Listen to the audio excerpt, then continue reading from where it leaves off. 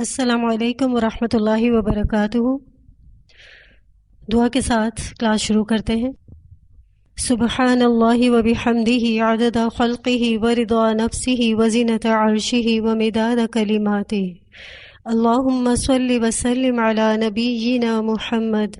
اللہم صل وسلم علی نبینا محمد۔ اللہم طہر قلبی من النفاق وعملی من الریاء ولسانی من الكذب وعینی من الخیانہ فإنک تعلم خائنة الأعین وما تخفی الصدور۔ رب زدنی علما رب زدنی علما رب اشرح لی صدری ویسر لی امری واحلل عقدۃ من لسانی یفقہوا قولی۔ رب یسر ولا تعسر وتمم بالخیر وبک نستعین۔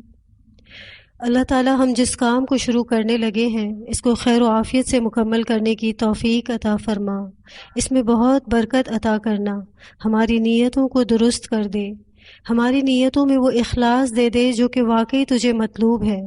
ہم ہر کام اس طرح سے کریں جس سے تو راضی ہو جائے۔ اللہ تعالیٰ ہمیں اس کام کا اجر آخرت میں ضرور عطا کرنا۔ اللہ تعالیٰ ہمیں اپنے اعمال کی حفاظت کی توفیق عطا کرنا۔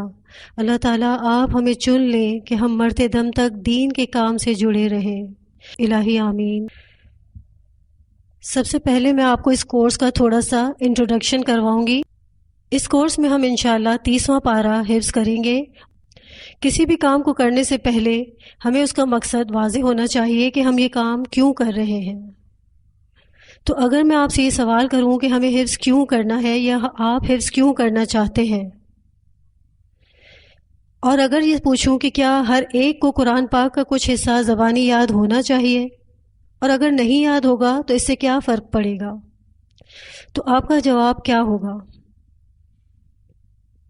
بے شک وہ دل مردہ ہے جس میں قرآن پاک کا کوئی حصہ موجود نہ ہو، وہ دل خالی ہے، ویران ہے۔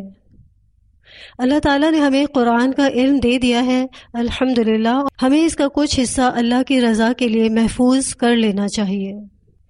ہمارے پاس کچھ ہی مہینے ہیں اس کورس کے لیے۔ آپ جانتے ہیں کہ ہمارے پاس چند مہینے ہیں، لیکن اس وقت سے ہمیں بھرپور فائدہ اٹھانا ہے۔ ہمیں کس طرح کلاس میں پڑھنا ہے، ہوم ورک کس طرح اپنی ذمہ داری کے ساتھ کرنا ہے، اب یہ ہمیں دیکھنا ہے اور یہ ہمارا کام ہے۔ کچھ پوائنٹس جو اس کلاس کے لیے میں آپ کو دینا چاہوں گی، چاہیں تو اپنے پاس نوٹ کر لیں۔ سب سے پہلی بات کہ آپ سب کے پاس اپنا مصحف ہو، یعنی سب کے پاس اپنا قرآن پاک حفظ کے لیے ہو، اور وہ بغیر ترجمے والا ہو۔ کوئی بھی ترجمے والا قرآن کلاس میں استعمال نہیں کرے گا۔ تھرو آؤٹ دا کورس، چاہے گھر میں چاہے مدرسے میں، ایک ہی قرآن آپ کا پورے کورس کے دوران رہے گا۔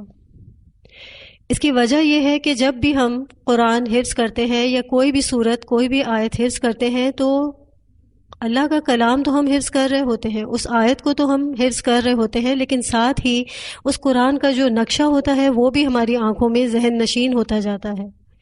تو اگر ہم بار بار اس کو تبدیل کریں گے تو آسانی نہیں رہے گی، ہمارے لیے مشکل پیدا ہوگی، حفظ کرنا مشکل ہو جائے گا۔ تو اس لیے پورے کورس کے دوران جب ایک ہی قرآن ہوگا تو حفظ کرنے میں انشاءاللہ آسانی رہے گی۔ دوسری بات یہ کہ ہر اسٹوڈنٹ کے پاس پینسل ہاتھ میں ہونی چاہیے، پین نہیں۔ ہر لفظ پر پینسل رکھتے ہوئے پڑھیں گے، اس سے آپ کی توجہ ادھر ادھر نہیں ہوگی۔ تیسری بات، حفظ کرنے کے لیے بھرپور توجہ کی ضرورت ہے۔ حفظ کرنا آسان کام نہیں ہے، مگر یہ مشکل بھی نہیں ہے۔ آپ جانتے ہیں کہ بہت چھوٹے چھوٹے بچے بہت آسانی سے اپنے سینوں میں اور اپنے ذہنوں میں اس قرآن کو 30 پاروں کو حفظ کر لیتے ہیں۔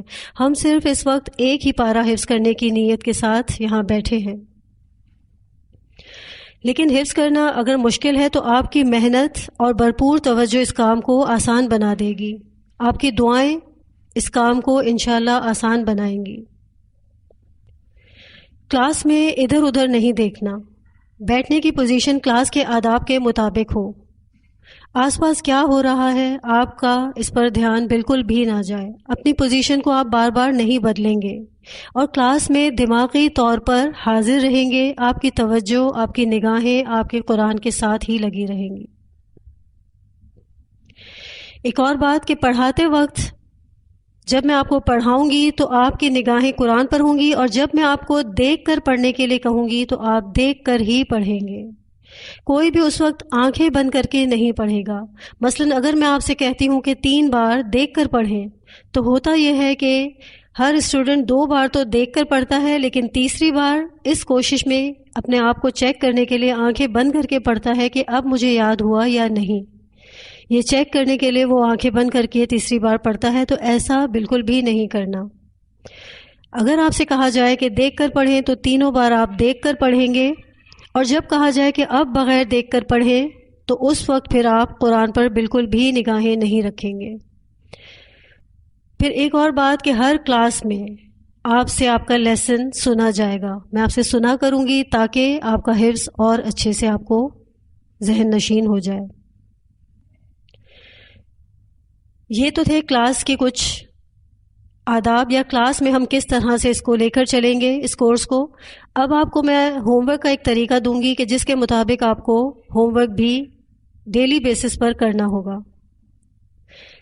سب سے پہلے تو یہ کہ حفظ کرنے کے لیے جب آپ اپنے گھروں میں اس کو پکا کریں گے تو ایک بار جو آپ کا لیسن ہوگا ان آیات کا ترجمہ ایک بار اچھی طرح سے پڑھ لیں گے.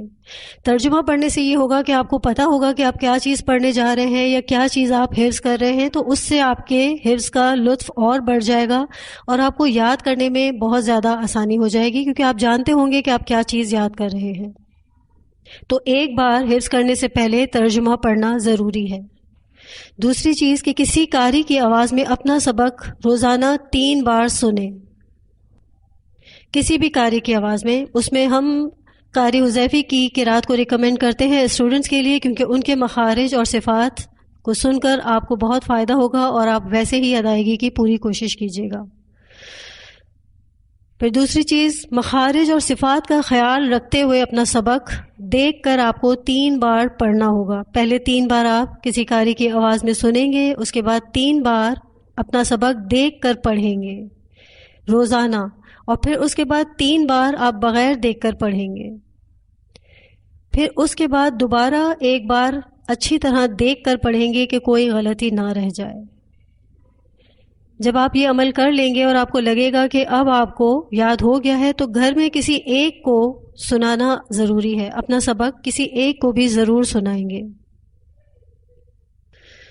اور پھر جب آپ کو اچھے سے یاد ہو جائے تو پھر آپ اپنی نمازوں میں اس کو، ان آیات کو لازمی شامل کریں گے. روزانہ کسی ایک نماز میں ان آیات کو ضرور شامل کرنا ہے.